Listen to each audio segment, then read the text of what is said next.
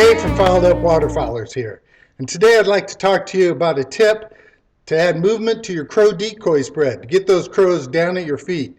Now, I love crow hunting. To me, it's a great tune-up for the early goose season. I hunt them just like I hunt geese. I use a camo field blanket, lay out, put the decoys out in front of me. I do use electric call. I try to get the crows to come into the decoys before I take shots at them. So I like to dust them 2 or 3 feet off the ground coming in.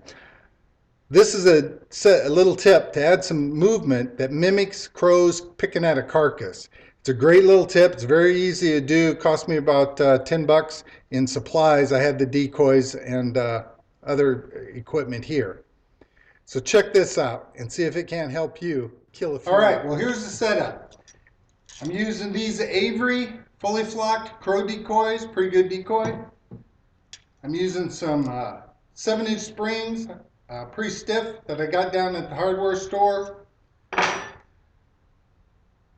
eye to pull a string through, and a bolt, and that's about it. Now, what I'm going to do is I'm going to attach the spring to the edge of the board, so half of the spring sets on top of the board, and then I'm going to drill it in here. The decoy will set on top of the spring. Then I will put drill a hole through the beak with a camo decoy line through there, and I'll use that to use a jerky motion on. Let me try to put it together for you so you can get a gander at what it's going to look like.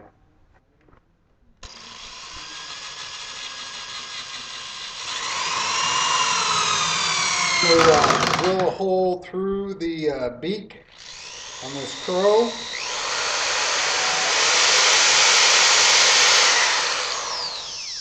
Still use this crow decoy as a regular decoy, but now I can put a string through there and use it on this, using some camo decoy line.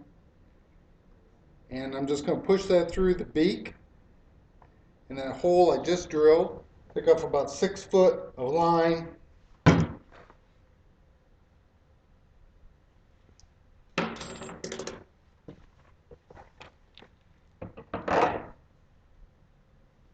All right, here are the 2 decoys set up.